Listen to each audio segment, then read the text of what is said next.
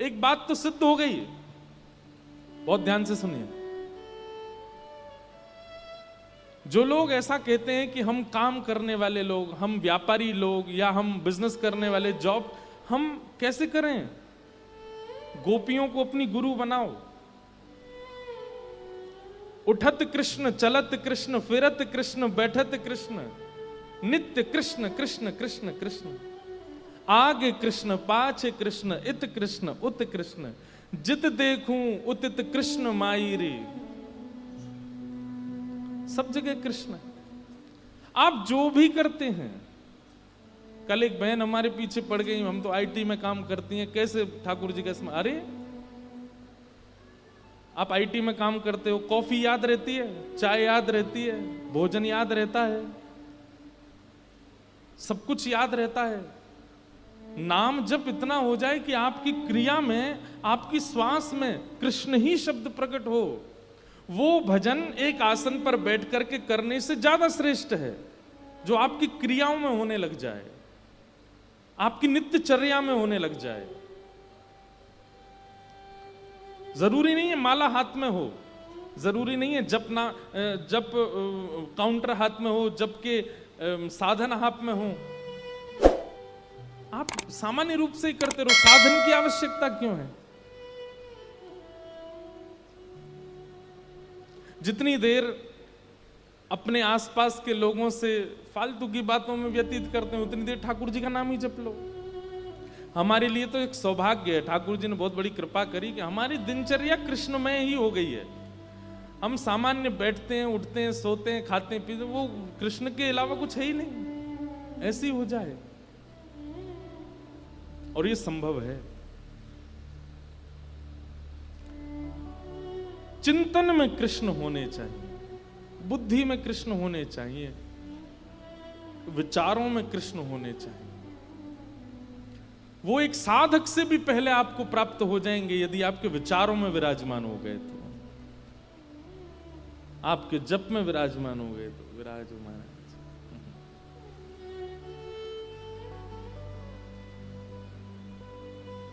आज श्याम घटा छाई है, मानो स्वयं।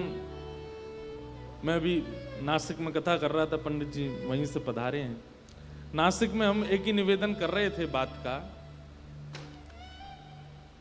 कि गोपियां जब श्याम घटा देखती थी ना, श्याम घटा देखते ही गोपियों का मन रूपी मयूर नृत्य करने लगता था। उनको इतनी इतनी प्रसन्नता होने लगती थी कि मतलब मानो जैसे यही श्री कृष्ण आ गए हों, और वे प्रार्थना करती थी बरस जाओ।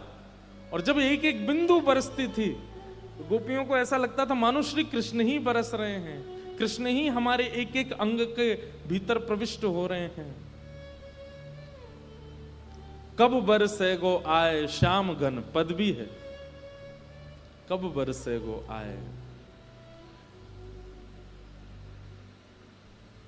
सुना देते हैं अब, जब बारिश हो ही रही है।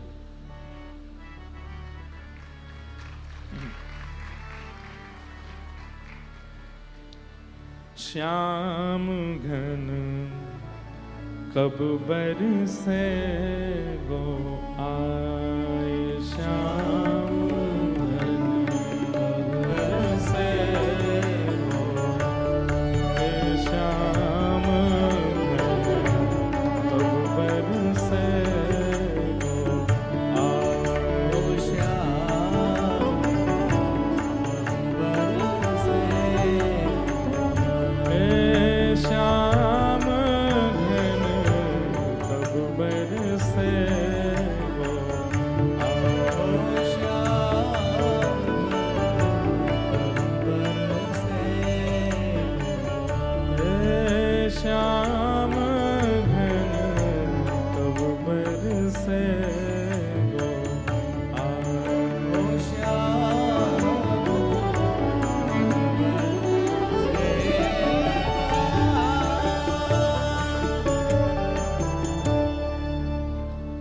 कब बरसे गो आए।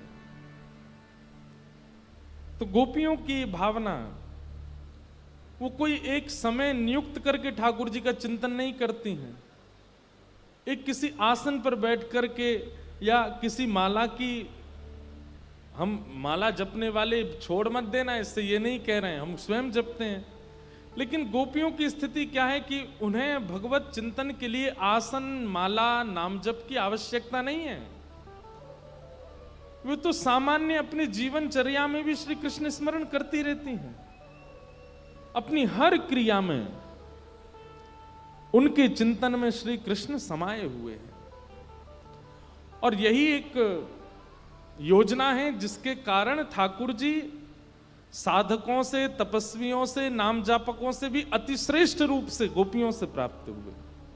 क्योंकि गोपियों के विचार में श्री कृष्ण है, गोपियों की दिनचर्या में श्री कृष्ण है, गोपियों के स्वभाव में श्री कृष्ण है, गोपियों की क्रियाओं में श्री कृष्ण है।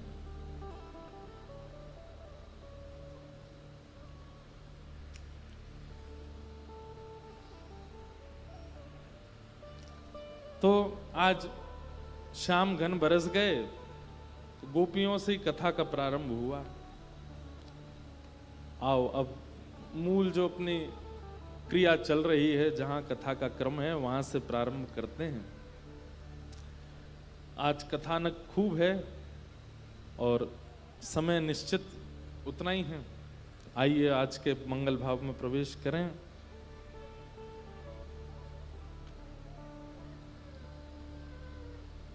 कल हम लोग श्रवण कर रहे थे कि परीक्षित को 7 दिन में मरने का श्राप लगा, और इस श्राप के कारण परीक्षित जी महाराज अपने पुत्र जन्मेजय को राज्य गद्दी पर बिठा करके स्वयं वन में चले गए। और वन में जाकर के सद्गुरुदेव की याचना करने लगे। तभी गंगा के तट पर अनेक संत आए, सबसे पूछा म्रियमाण व्यक्ति की मुक्ति का उपाय बताइए। तभी वहां श्री शुकाचार्य जी महाराज का आगमन हुआ। सुखदेव जी के चरणों में प्रणाम करते हुए श्री परीक्षित जी महाराज निवेदन करते हैं कि भगवान,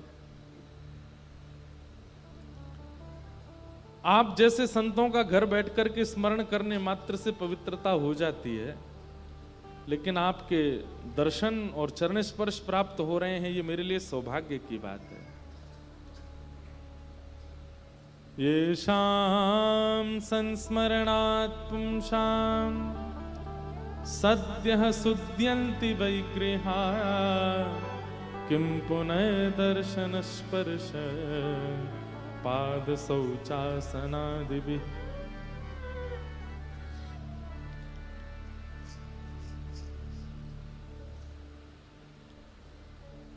आजकल YouTube साधन बहुत अच्छा है सबके लिए, सोशल मीडिया। आप सब लोग अपने अपने घरों पे ही बैठ करके कथाएं श्रवण कर लेते हैं, प्रवचन सुन लेते हैं, संत जनों की वाणी सुन लेते हैं। और केवल साधन को घर बैठ के देखने मात्र से कितने लोग अपने घरों में ही पवित्र हो रहे हैं, कितने लोगों की विचारधारा, जीवनचर्या सब सुधरती जा रही है। कितना अच्छा दृश्य लग रहा है। पीछे के श्रोता छतरी लेके बैठे हैं, 2-4 लोग कह रहे हैं हमको भी घुसा लो भीतर। पर हम आगे वालों को तो जरूरत नहीं, हमारे लिए तो बड़ी छतरी लगी है। मानो ऐसा लग रहा है ठाकुर जी खड़े हैं, गिरिराज जी उठा करके। यहाँ किशोरी जी दूर खड़ी खड़ी देख रही हैं। ठाकुर जी ने पर्वत उठा रखे हैं, हम सब ब्रजवासी गैया सब नीचे खड़े हैं। जिनको जगह नहीं मिली वो बाहर अपने ही छोटे छोटे पत्थर लेके खड़े हैं ब्रजवासी।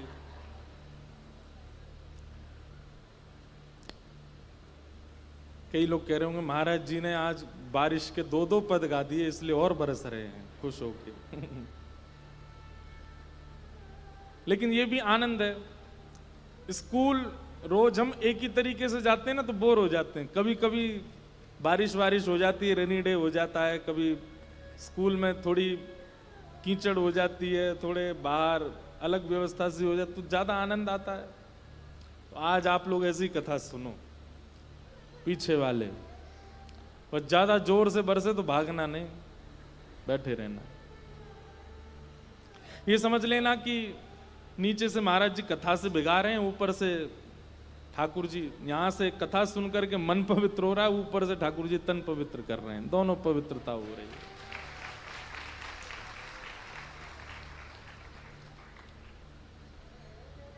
सुखदेव जी महाराज के चरणों में परीक्षित जी कहते हैं कि भगवान आप जैसे संतों का घर बैठ के दर्शन करने मात्र से पवित्रता हो जाती है, आपके दर्शन और चरण स्पर्श करने को मिल गए, ये हमारे लिए परम सौभाग्य की बात है।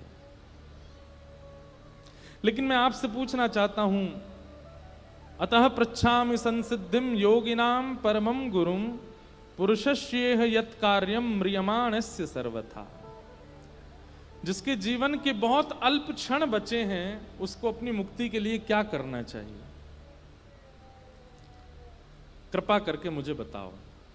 और यहां से अब श्री सुखदेव जी महाराज कथा सुनाना प्रारंभ करते हैं। अब एक बात में स्पष्ट कर दें, सुखदेव जी महाराज परीक्षित से कहते हैं, परीक्षित जीवन की अल्पायु शेष बची है, उसमें तुम मुक्ति की कामना मत करो।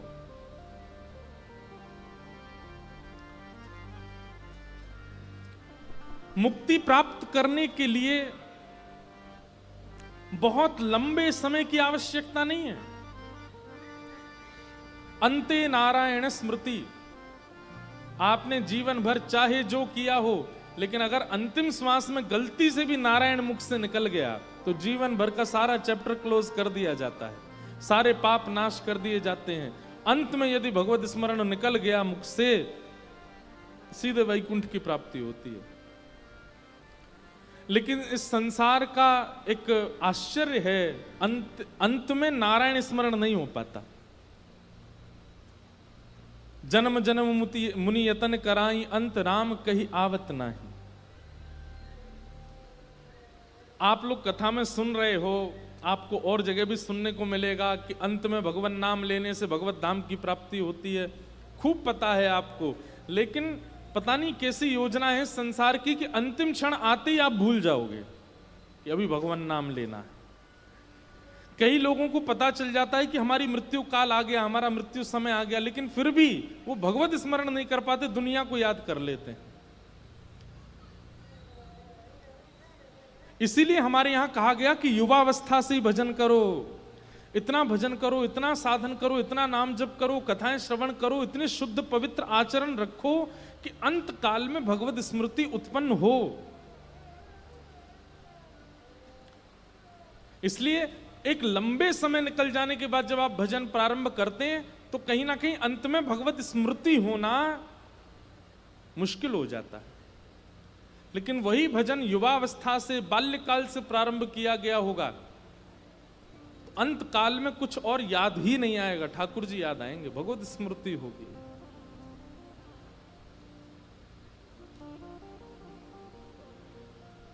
हमारे वृंदावन के एक महापुरुष के बारे में बताते हैं कि उनकी हार्ट की सर्जरी हुई, एनेस्थीसिया इंजेक्शन दे दिया, बेहोश कर दिया, और उनकी स्थिति इतनी खराब थी कि वो भगवत स्मरण करने वाले स्थिति में नहीं थे।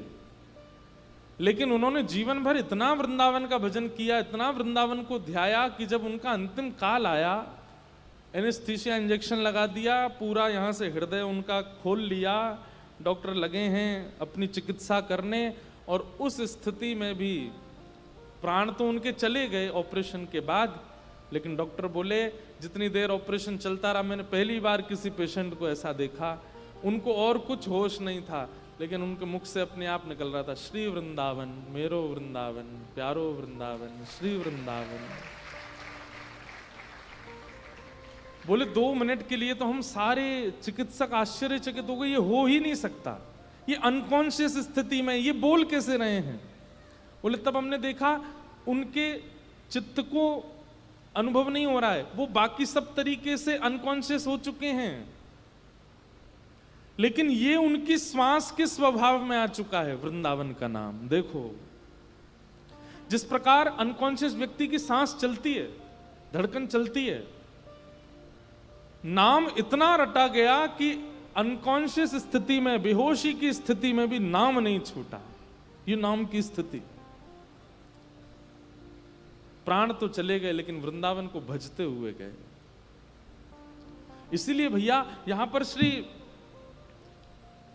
शुकाचार्य जी महाराज वर्णन करते हुए कहते हैं कि परीक्षित, अंत काल में यदि भगवान नाम ले लिया जाए तो व्यक्ति ने जीवन भर चाहे जो किया हो उसको मुक्ति मिलेगी, क्योंकि उसने अंत में भगवत स्मरण कर लिया। तुम्हारे जीवन के 7 दिन बचे हैं, 7वें दिन के अंतिम क्षण में भी यदि मैं आ गया और तुमसे नारायण नारायण बुलवा दूंगा तो भी तुम्हारी मुक्ति हो जाएगी। लेकिन तुम्हारे पास 7 दिन बचे हैं, इसलिए तुम मुक्ति की याचना मत करो। मुक्ति तो 1 सेकंड में मिल जाती है, 7 दिन की आवश्यकता क्या है?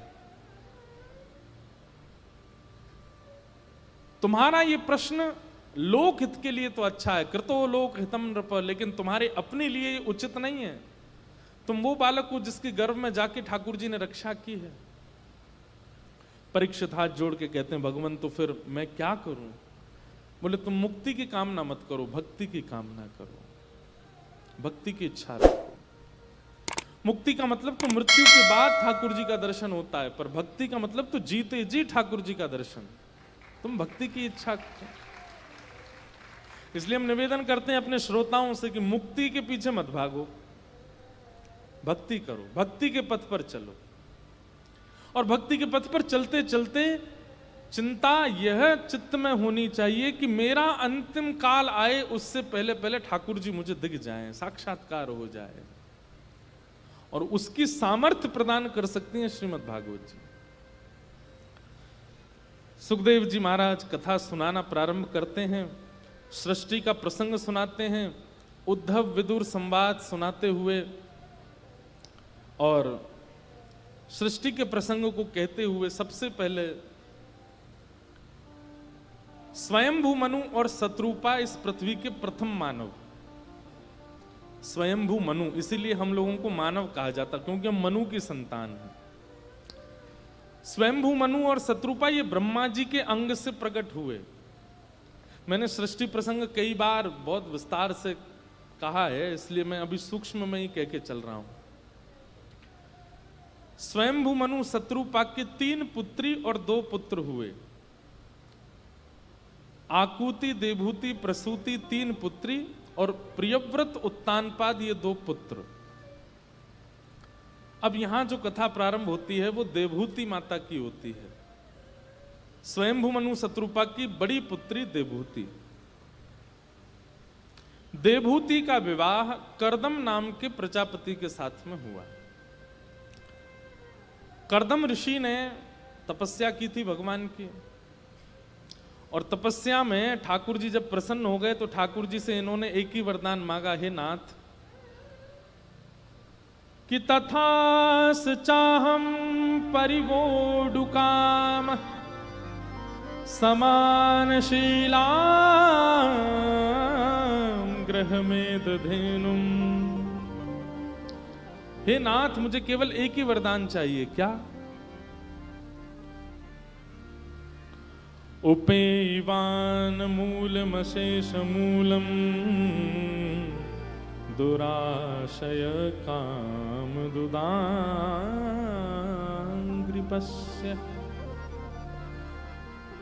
मेरा विवाह हो जाए।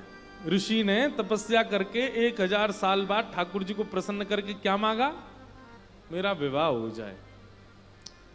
भगवान बोले, वाह, 1000 साल तुमने तपस्या में केवल इसलिए ने कहा, इससे बढ़िया तो तुम कहीं घूम आते। उस समय मैट्रिमोनियल साइट तो थी नहीं, तो ठाकुर जी कहते उस पर साइट बना लो, किसी ना किसी तो ब्याह हो ही जाएगा तुम्हारा। या फिर ठाकुर जी ने कहा होता, भाई गांव में शहरों में रिश्ते नातेदारों से बोल देते कि भाई मेरा ब्याह करा दो। ऐसा तो हो नहीं सकता कि तुम्हारे ब्याह के लिए कोई कन्या उपस्थित नहीं होती। तुमने 1000 वर्ष व्यतीत कर दिया, और उसके बाद जब मैं प्रकट हुआ तो मुझसे मांग रहे हो कि मेरा ब्याह हो जाए। बड़े विचित्र हो। कर्दम ऋषि बोले, मैं इसलिए किसी रिश्तेदार नातेदार या किसी व्यक्ति के पास नहीं गया, मुझे आपसे ही चाहिए। भगवान बोले, हमसे क्यों?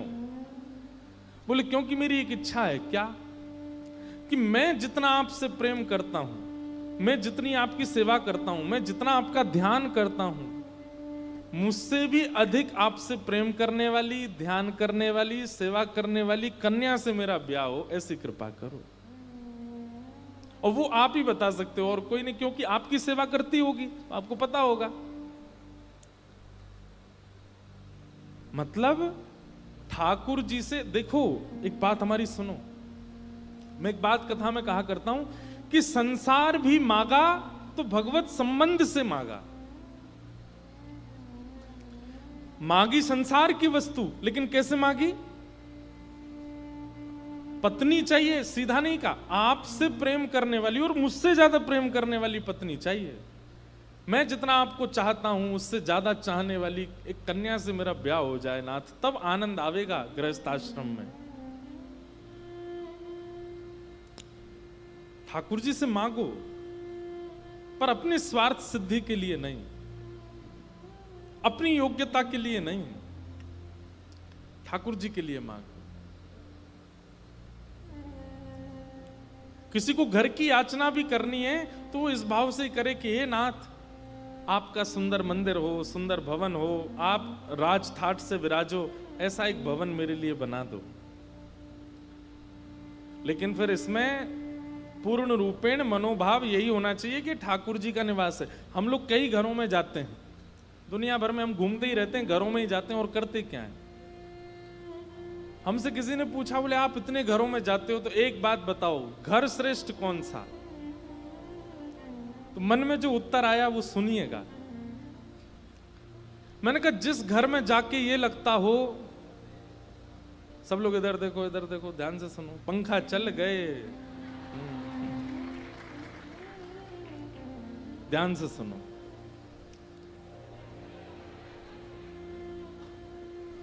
घर श्रेष्ठ कौन सा? जिस घर में ऐसा लगता हो कि ये लोगों का घर है, ठाकुर जी यहां किराए पे रहते हैं, वो घर श्रेष्ठ नहीं। लेकिन जिस घर में जाके लगता हो ये घर ठाकुर जी का है, यहां रहने वाले लोग किराए पे रहते हैं, वो घर श्रेष्ठ है।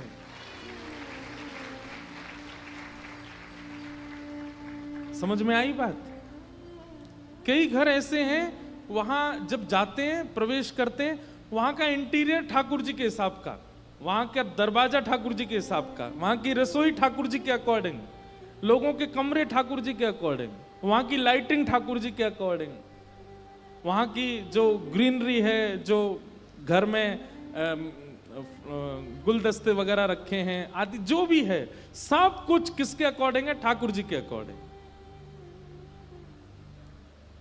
वो घर श्रेष्ठ है। और ऐसी याचना से यदि आप घर की भी कामना करोगे ना ठाकुर जी से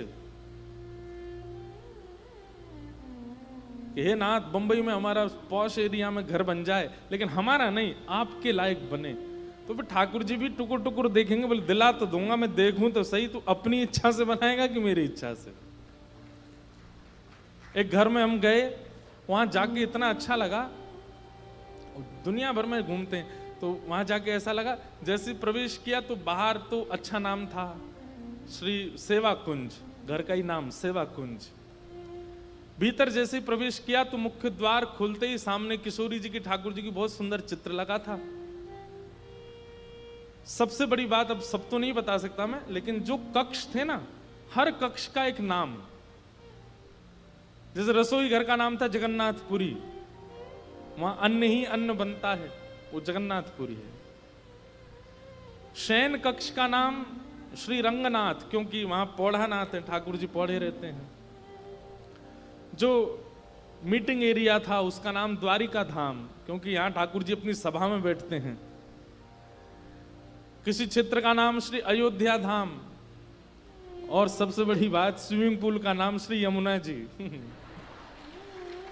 और वहां सब लोग ऐसे नहीं बोलते कि उस कमरे से ले आओ, वो क्या बोलते, ए सुन, जगन्नाथपुरी में मेरा फोन रखा, लेके आ। अब वो बालक द्वारिका से जगन्नाथपुरी जा रहा है, वहां से फोन लेके आ रहा है। मैं इतना प्रसन्न हो गया देख के, मैंने कि भाई तुम्हारे तो सारे धाम यही हैं, और आपस की वार्ता में ही भगवत धामों का स्मरण हो जाता होगा। जब जगन्नाथपुरी का नाम लेते होंगे, कोई बाहर का व्यक्ति बैठा होगा और उसके सामने वो बोलते होंगे, ए जगन्नाथपुरी में मेरा फोन रखा, लेके आ। जगन्नाथपुरी बोलते उसके चित्त में क्या आता होगा? नील चक्र, नीलगिरी पर्वत पर महाप्रभु जगन्नाथ, और वहां धाम में इसका फोन पड़ा है। तब पता नहीं नहीं वो तो किचन का नाम है जगन्नाथपुरी। लेकिन एक क्षण के लिए उसके चित्त में ठाकुर जी प्रकट हो गए ना, ऐसा घर। हमारे गिरधर लाल जी की गाड़ी जो है वृंदावन में, उसका नाम क्या है? गिरधर रथ। अब ये नहीं कहते गाड़ी लेके आओ, ये कहते रथ लेके आओ भाई, लाल जी का रथ लेके आओ। लाल जी का रथ कहाँ है? उस गाड़ी में एक डेंट भी नहीं आया। क्यों? क्योंकि ठाकुर जी की है, ठाकुर जी पढ़ने ही नहीं देते, अपने आप प्रेम से रखते हैं। भैया भजन केवल माला पे नहीं होता है। मैं आज इसी विषय को लेके चल रहा हूं। आपकी जीवनचर्या, आपकी विचारधारा, आपका सोचना, उठना, बैठना, खाना, पीना, लेटना, सब भजन हो सकता है। आप करके तो देखो, उसका निर्माण वैसा करो।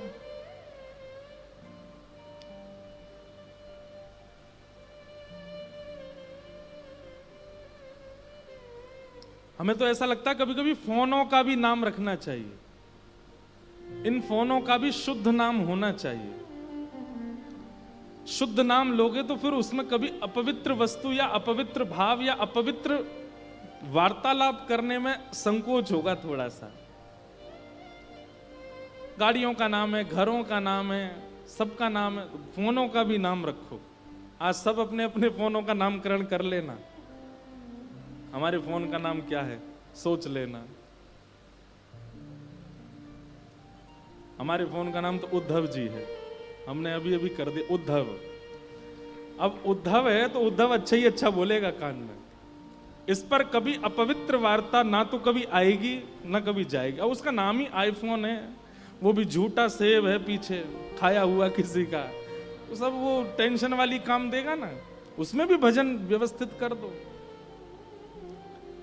सीधी बात, कर्दम ऋषि की इस तपस्या से हमने ये सीखा कि ठाकुर जी से संसार भी भक्ति रूप में मांगा जा सकता है। भगवान इतने प्रसन्न हो गए कर्दम ऋषि से, ठाकुर जी बोले तुझे पत्नी चाहिए, तुझसे ज्यादा मुझसे प्रेम करने वाली पत्नी चाहिए? बोले जी। बोले चिंता मत करो, इस पृथ्वी के सबसे पहले मानव स्वयंभू मनु, उनकी बड़ी पुत्री देवहूति, वो तुमसे तनिक ज्यादा है मेरी भक्ति में। बड़ी सुशील है, बड़ी बुद्धिमान है, बड़ी विवेकी है और बड़ी भक्त है, मेरा बहुत भजन करती है। वो ही तुमसे ब्याहेगी, उसी से तुम्हारा ब्याह होगा, उसी से तुम्हारा ब्याह होगा।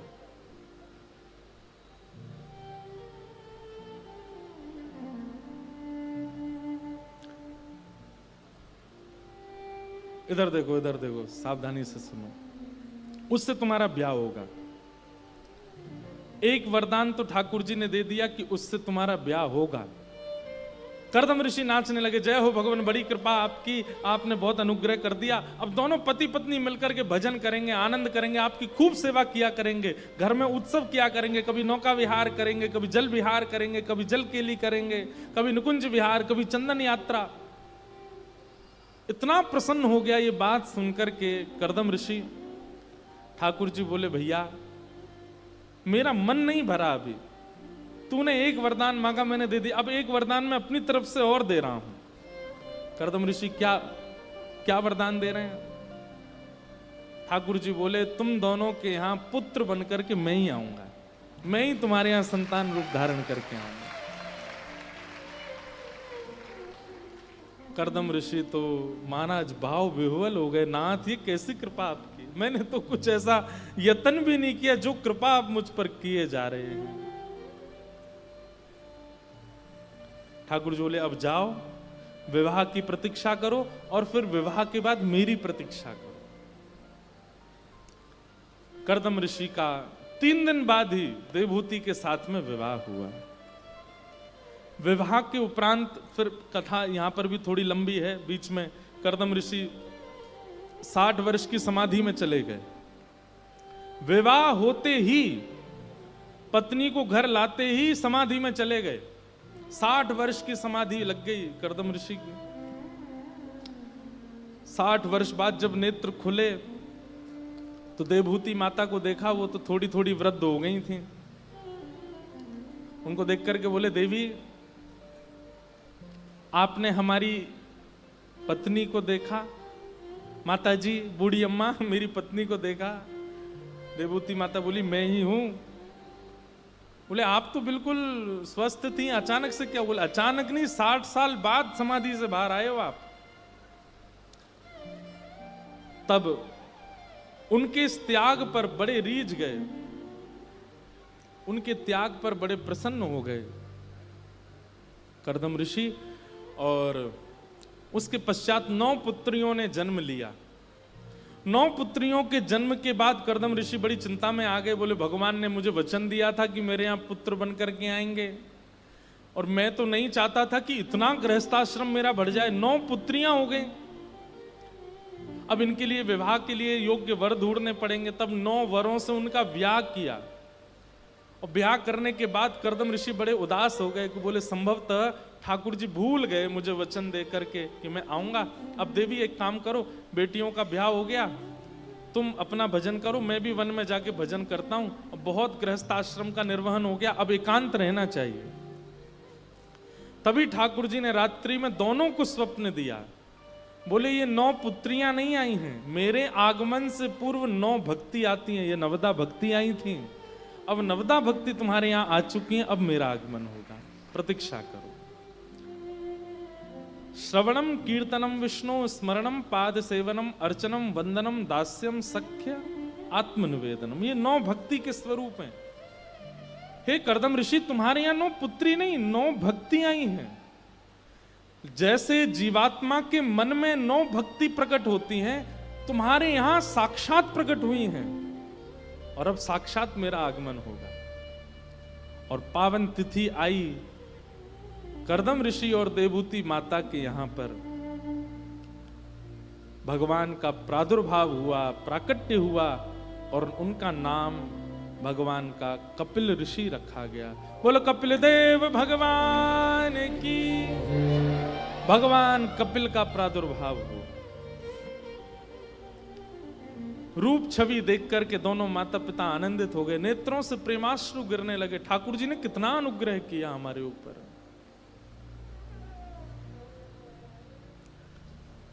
धीरे धीरे धीरे कपिल भगवान जब बाल अवस्था पार करके कुमार अवस्था के मध्य में पहुंचे, पौगंड अवस्था में, पिताजी को आज्ञा की, पिताजी अब आप वन में जा सकते हो, जाके भजन करो। देखो, दर्शन के बाद भी ठाकुर जी ने भजन की आज्ञा दी। इसका मतलब क्या है? ठाकुर जी का दर्शन भी वो परिवर्तन नहीं कर सकता जो परिवर्तन नाम करेगा। हमारी बात को बहुत सावधानी से सुनिएगा। चाहे ध्रुव हो, चाहे प्रहलाद हो, और आज ऋषि कर्दम हो, सबको ठाकुर जी ने दर्शन के बाद भजन की आज्ञा दी। अब जाओ भजन करो। इसका मतलब क्या है?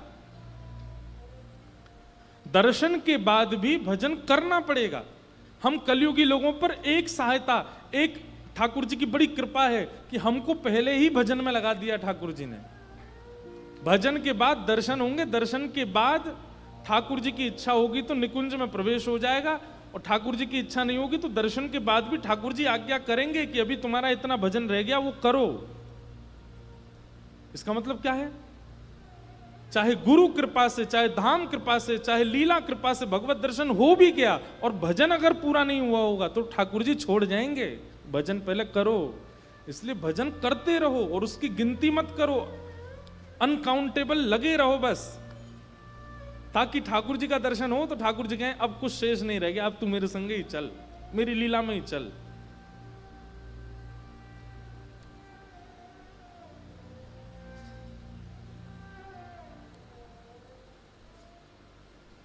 भजन। ठाकुर जी ने कर्दम ऋषि को आज्ञा की, पिताजी आप अब वन में जाओ और वन में जाके भजन करो। कर्दम ऋषि के मन में एक बार तो आया कि जब साक्षात भगवान ही आ गए मेरे यहां, अब भी भजन की आवश्यकता है। तो भगवान कपिल आज्ञा करते हैं, बोले पिताजी मेरे धाम की प्राप्ति के लिए जितनी योग्यता भजन की होनी चाहिए वो दर्शन से नहीं पूरी होगी, उसके लिए तो साधना करनी पड़ेगी, आप जाइए। और कर्दम ऋषि साधना करने के लिए वन में गए। यहां मां के पास अब कपिल भगवान हैं। तब देवहूति माता बोली पिताजी तो बेटा चले गए वन में, अब मेरा साधन किससे पूर्ण होगा? बहुत ध्यान से सुनिएगा। ठाकुर जी कहते हैं मां, किसी की साधना भजन से पूरी होती है, किसी की साधना तप से पूरी होती है, आपकी साधना ज्ञान से पूरी होगी। आपका जप परिपूर्ण है, आपका भजन परिपूर्ण है, आपको ज्ञान की आवश्यकता है। आपको मेरी प्राप्ति ज्ञान से होगी। ऋते ज्ञानान न मुक्ति। तो इसलिए सबका होना आवश्यक है। लेकिन अब मैं बाद में बताऊंगा कि ज्ञान मार्ग, भजन मार्ग, तप मार्ग, योग मार्ग, साधना मार्ग, ये सब अपने अपने रास्ते पर हैं। इनमें कुछ भी अपूर्ण रह जाएगा तो वो आपको दूसरे की पूर्ति करनी पड़ेगी। लेकिन जब प्रेम मार्गी जब आप हो जाते हैं, प्रेम मार्ग हो जाने के बाद ठाकुर जी बाकी सब मार्गों के रास्तों को विराम दे देते हैं। प्रेम मार्गी को फिर अन्य साधनों की आवश्यकता नहीं होती, वो फिर प्रेम मार्ग से ही भगवत प्राप्ति कर लेगा। प्रेम मार्गी को अगर भगवान मिल गए तो ये आज्ञा नहीं करेंगे अभी तुम तप करो। प्रेम मार्गी को भगवान मिल गए तो ये नहीं कहेंगे अभी तुम ज्ञान हासिल करो। प्रेम मार्गी को तो ठाकुर जी मिल ही जाते हैं, उसको फिर आज्ञा नहीं देते। अब इसमें आप कहेंगे इसको महाराज जी और समझाओ। तो देखो, ज्ञान मार्गी, तप मार्गी ये हैं घर के बड़े बालक, और प्रेम मार्गी ये है घर का छोटा बालक। जब जिम्मेदारी बांटने की बात आती है ना, तो माता पिता बड़ों को ही जिम्मेवारी देते हैं, छोटे को तो गोद में लेके संग ही चले जाते हैं। फरवरी के महीने में अगर घर में ब्याह होता है रिश्तेदारों में, ध्यान से सुनना, फरवरी के महीने में रिश्तेदारों के यहाँ ब्याह होता है तो माता पिता जाते हैं, बच्चे कहते हैं हमको भी ले चलो, तुम्हारे पेपर आ रहे हैं, मार्च में पेपर हैं, तुम लोग पेपर करो, इसको भी छोड़ के जानो। बोले ये तो छोटा है, ये तो अभी फर्स्ट क्लास में पढ़ता है या प्ले ग्रुप में पढ़ता है, इसको अभी आवश्यकता थोड़ी, ये हमारे संग ही जाएगा। उस समय लगता है छोटा बालक कितना अच्छा है ना, इसको कभी घर नहीं रुकना पड़ता, ये हमेशा जाता है। वो छोटा बालक कौन है? वो प्रेम मार्गी साधक है। प्रेम मार्ग का, जब प्रेम मार्ग में होना बहुत मुश्किल है वैसे तो, लेकिन प्रेम मार्गी यदि आप हो गए तो फिर आपको अन्य साधनों की आवश्यकता नहीं है। लेकिन कहीं आपने ज्ञान मार्ग चुना है, भक्ति मार्ग चुना है, योग मार्ग चुना है, तप मार्ग चुना है, उसमें अगर किसी और साधन में कमी होगी तो ठाकुर जी आज्ञा दे सकते हैं दर्शन देने के बाद भी कि अभी उसको पूर्ण करो, तब हम मिलेंगे।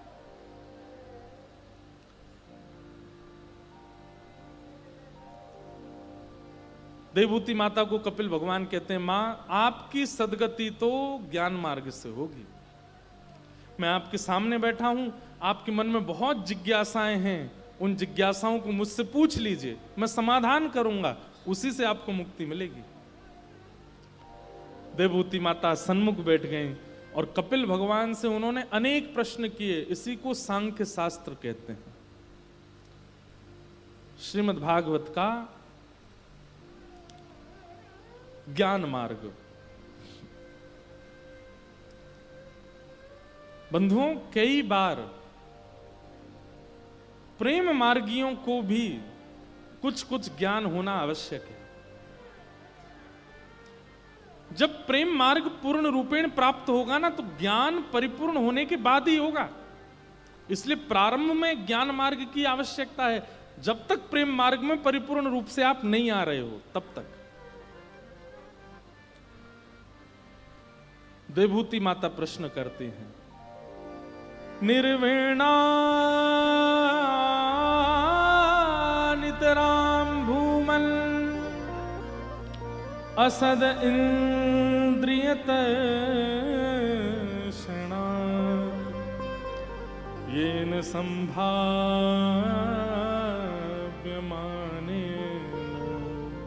प्रपन्ना तम प्रभो। देवभूति माता पूछ रही हैं, हमारी इंद्रियों की इच्छा पूरी करते करते हार चुकी हूं मैं,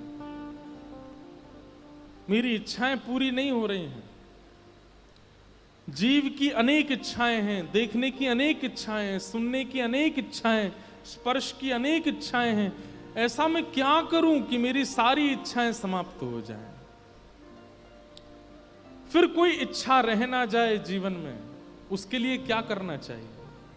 कितना अच्छा प्रश्न किया ठाकुर जी से, बहुत ध्यान से सुनो। हे नाथ, ऐसा कोई उपाय बताओ जिससे मेरी समस्त इच्छाएं विराम ले लें, फिर कोई एक इच्छा रह ना जाए जीवन में।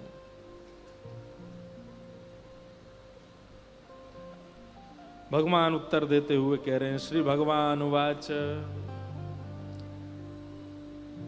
योग आध्यात्मिकः पुंसां मतो निःश्रेयसाय मे अत्यंतो परतिर्यत्र दुःखस्य च सुखस्य च चेतः खल्वस्य बन्धाय मुक्तये चात्मनो मतं गुणेषु सक्तं बन्धाय रतं वा पुंसि मुक्तये। भगवान उत्तर देते हुए क्या कह रहे हैं? मैया, इच्छाओं को प्रकट कराने का मूल कारण होता है संग। सब लोग इधर देखो, ध्यान से सुनो। जैसा संग हमारा रहता है उसी से इच्छाएं प्रकट होती हैं। यदि संग के रूप में सत्संग प्रारंभ हो जाए और अधिक मात्रा में केवल सत्संग ही सत्संग जीवन में रहे, तो कहीं ना कहीं हमारी इच्छाएं जो हैं वो धीमे धीमे धीमे धीमे धीमे समाप्त होने लगेंगी। जैसे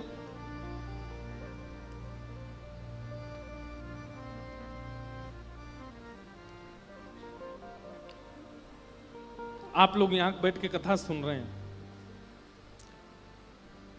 6:30 बजे के लगभग से अभी तक ना तो आप फोन चला रहे हो, ना किसी से बात कर रहे हो, ना व्हाट्सएप चला रहे हो। कई लोग चला रहे होंगे कोने वोने में बैठ के नीचे फोन करके, पर फिर भी आप सब अपनी इच्छाओं को समाप्त करके एक तक होकर के अपनी समस्त इंद्रियों को विराम दे करके अपने कर्ण रंध्र से श्रवण कर रहे हो, नेत्रों से देख रहे हो, स्वभाव से समझ रहे हो, बुद्धि में व्यवस्थित कर रहे हो। ये पिछले 1-1.5 घंटे में जो आपकी स्थिति बनी, इस समय आपकी इंद्रियों की इच्छाएं विशेष प्रबल नहीं हैं। क्यों? क्योंकि सत्संग चल रहा है। ठाकुर जी कहते हैं जब जीवन में सत्संग अधिक मात्रा में होने लगता है तो हमारी इंद्रियां सम होने लग जाती हैं, उन इंद्रियों की इच्छाएं सामान्य होने लग जाती हैं, फिर वो इंद्रियां विचलित नहीं होती।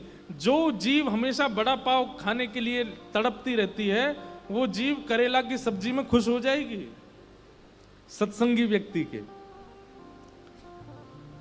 सत्संगी व्यक्ति को बहु व्यंजन खाने की इच्छा नहीं होती। सत्संगी व्यक्ति को बहुत, अभी नासिक में हम थे तो एक बहन आई मिलने, बोली महाराज जी आप अभी इतने युवा हो, क्या सफेद सफेद कपड़े पहन के रहते हो, कुछ बढ़िया चटकदार पहन के। मैंने कहा लाओ जैकेट वैकेट लिया आओ, बढ़िया डोल के चश्मा गॉगल लगा करके बाल बाल खड़े करके घूमूं मैं?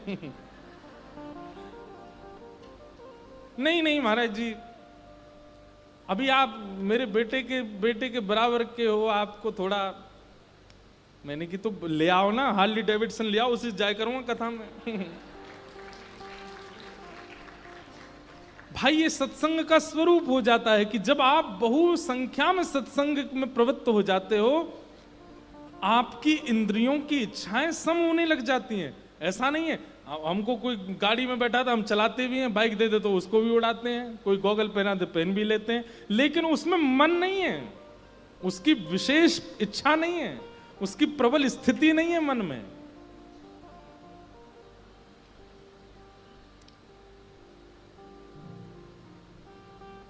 क्यों?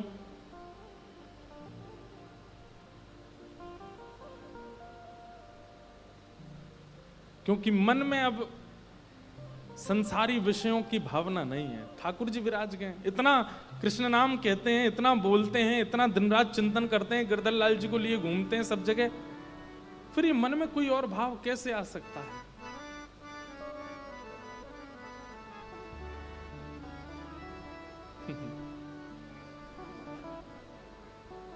मुझे दुनिया से नहीं कोई काम, मुझे दुनिया से नहीं कोई काम, मैं तो रटूं राधा राधा नाम, मैं तो रटूं राधा राधा नाम। एक बात कहें, आजकल हमारे श्रोताओं की हमको बलैया लेने का बहुत मन होता है।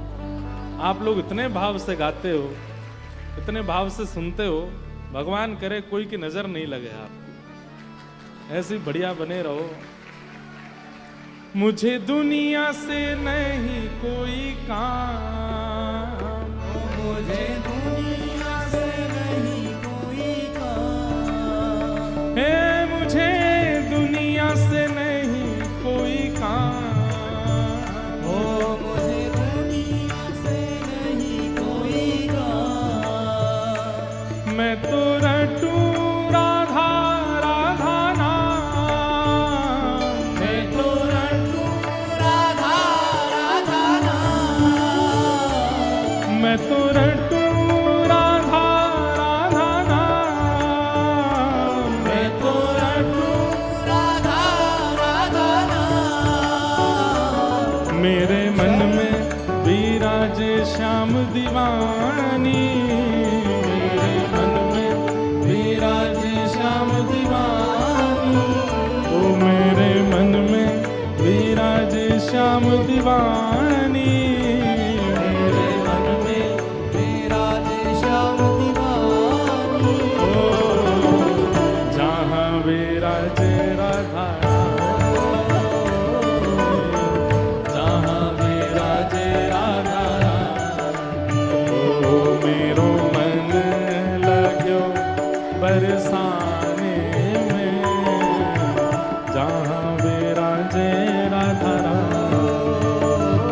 मेरो मन लाग्यो बरसाने में, यहाँ विराजे राधा। ओ मेरे मन में ना लागे कोई रंग, ओ मेरे मन में ना लागे कोई रंग, ओ मेरे मन में ना लागे कोई रंग, ओ मेरे मन में ना लागे कोई रंग। क्यों? ओ मैं तो रहूं संतन के संग, ओ मैं तो संतन के संग, ओ मैं तो रहूं रसिकन के संग, ओ मैं तो रहूं रसिकन के संग। ओ मेरे मन में बढ़त उमंग,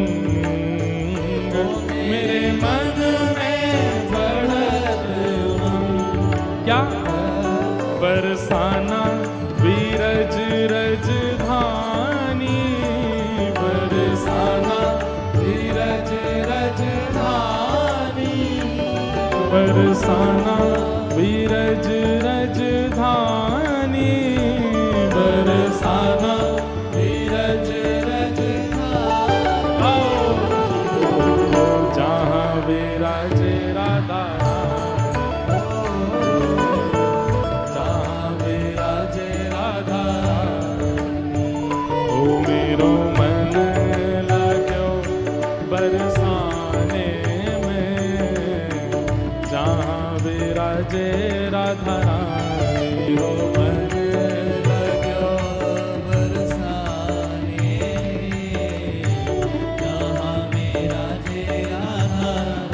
भैया ये छतरी वाले भी घुमा घुमा के नाच सकते हो, अपनी छतरी ऐसे लेके गाते रहो, क्या पीछे बैठे हो चुपचाप।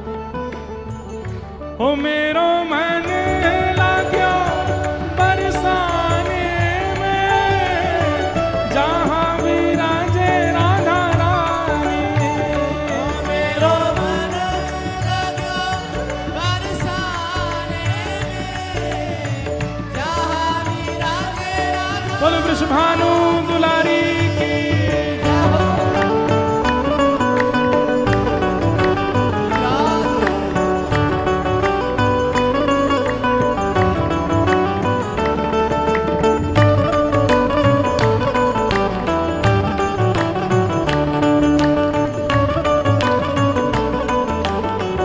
बोलो वृषभानु के जमाई की।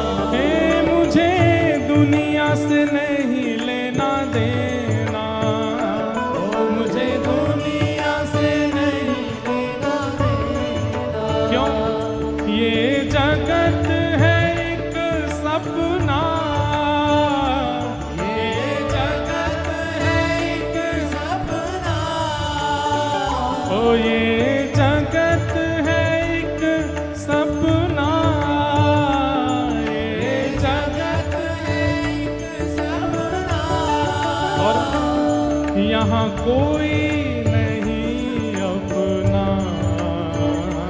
यहाँ कोई नहीं अपना। बंधुओं, जिन्होंने ये शब्द दिए हैं ऐसे हमारे बरसाने वाले श्री विनोद बिहारी दास बाबा को एक बार जोर से जय जयकार कर दो। बोलो बरसाने वारी की।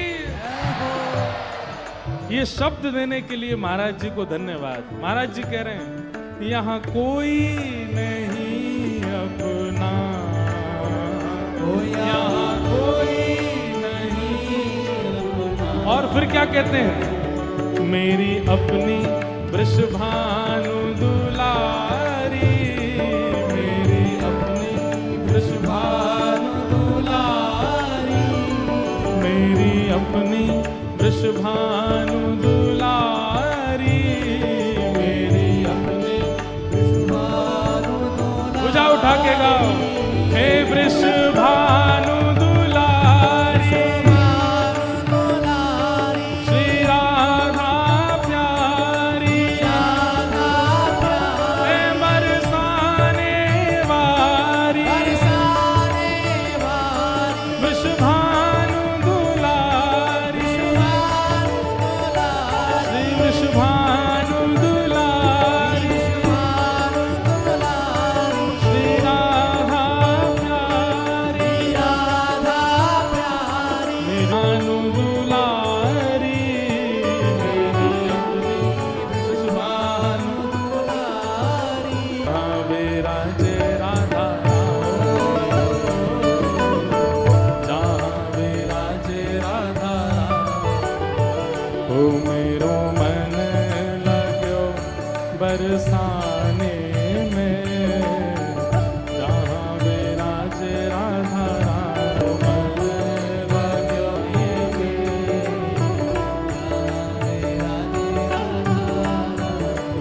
हे वृषभानु दुलारी, बरसाने वारी, कीरत सुत प्यारी, वृषभानु दुलारी, हरिदास दुलारी, हरिवंश प्यारी, हरिदास दुलारी, हरिवंश प्यारी, जय श्यामा प्यारी, बरसाने वारी, जय राधे राधे, जय श्यामा प्यारी, जय कुंज बिहारी, रस बरसाने वारी, वृषभानु दुलारी, कीरत सुत प्यारी, हरिवंश प्यारी, हरिदास दुलारी, हरिदास दुलारी, श्री कृष्ण प्यारी, जय राधे राधे, जय राधे राधे, श्री राधे राधे, जय जय श्री राम, जय श्री राम। मुझे दुनिया से मुझे दुनिया से नहीं कोई काम, मैं तो रटू राधा राधा नाम, उधर शुभ शाम, विराजे श्याम दीवानी, जहाँ विराजे राम, जहाँ विराजे तो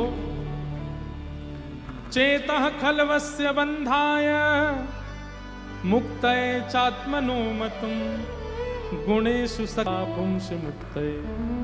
ठाकुर जी क्या कह रहे हैं? ये मन बंधन का कारण है और इस मन को जैसी संगति मिलती है ये मन वैसा हो जाता है। अगर इसी मन को संतों का संग कराया जाए तो मेरे मन में ना लागे कोई रंग, मैं तो रहूं संतन के, मेरे मन में बढ़त उमंग, बरसाना विरज रज जहां विराजे। तो कितनी अच्छी, अब ये कपिल देवूति संवाद में ही जैसा संग दे देंगे मन वैसा हो। विषय भोग की इच्छा प्रकट होती है, दूषित भोग की इच्छा मतलब आपका संग सुधरा हुआ नहीं है।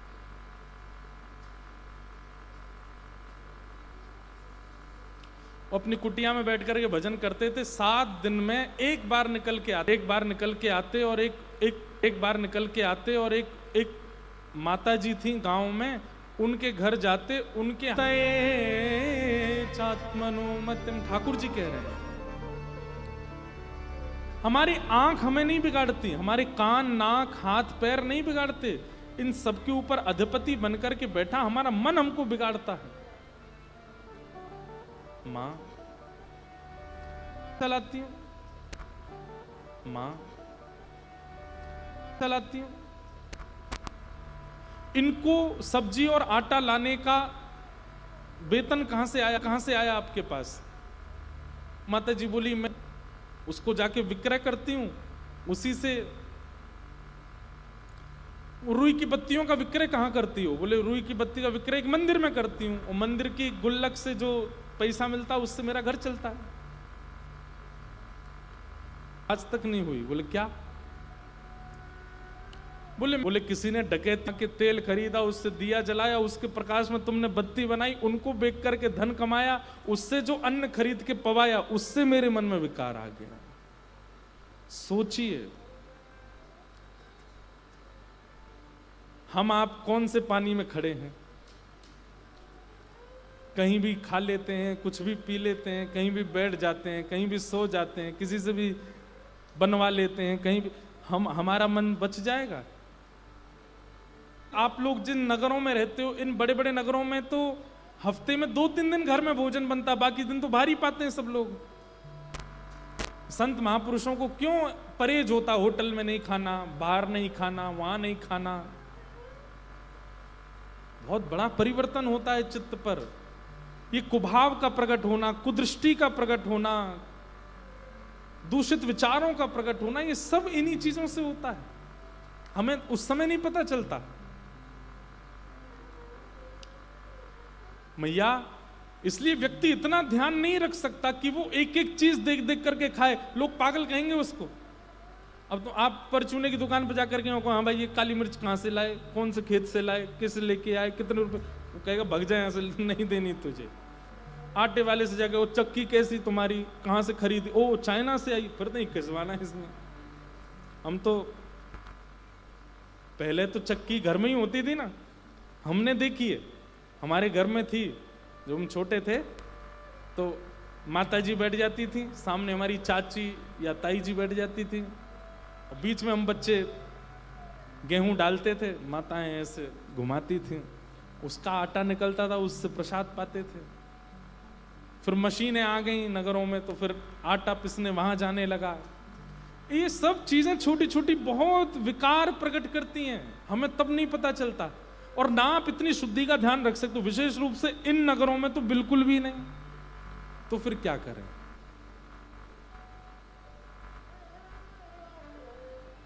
जैसे हॉस्पिटल में काम करने वाले नर्स हों या डॉक्टर हों, वो पूरे दिन पेशेंटों के बीच में रहते हैं, पूरे दिन संक्रमित बीमारियों के बीच में रहते हैं, मास्क लगा करके रखते हैं, हाथ में ग्लव्स पहन के रखते हैं, अपने कपड़ों के ऊपर एक कपड़ा और पहन के रखते हैं, और फिर रात में घर जाने से पहले, भोजन बाद में करते हैं, पहले नहाते हैं, स्नान करते हैं, फिर कुछ पाते हैं। ठीक वैसे ही मुख में नाम रूपी मास्क लगा करके रखो, कानों में सत्संग रूपी चर्चाएं चलती रहें, ऐसा विचार करो। हाथों में ग्लव्स की जगह करमाला धारण करके रखो, माथे पर तिलक लगा के रखो। ये सारे संक्रमित कीटाणुओं से बचने के कुछ साधन हैं। गले में कंठी पहन के रखो। और फिर जब जब अवसर मिले, और आजकल तो फोन में आधुनिकता है, अपने घर आकर के रात्रि सोने से पहले भागवत की कथा हो, रामचरितमानस हो, सुंदर किसी महापुरुष का प्रवचन हो, आप जहां से दीक्षित हैं आपके गुरुजी के प्रवचन हो, उनके प्रवचन रूपी रस धारा में स्नान कर लो, रोज बच जाओगे। यही बचने का साधन है। आप सब चीजें पवित्र नहीं कर सकते, लेकिन इसका मतलब ये नहीं है कि नाम जप माला लगी भैया उसको फिर साइड में रख के पिज्जा खाया है। महाराज जी बता तो रहे हैं तो सही, साथ में इसको जपते भी रहेंगे खाते भी रहेंगे।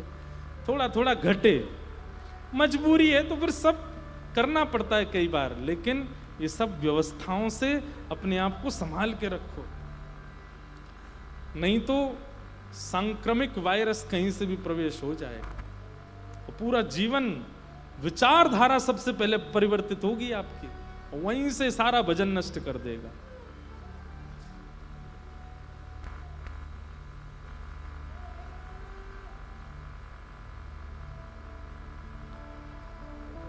इस प्रकार वो महात्मा मां के चरणों में प्रणाम करते हैं, बोले मां आज के बाद आप अपने ही घर में प्रसाद बनाना, अपनी दिए में बत्ती बनाना, जो करना है अपने, तभी मुझे पवाना,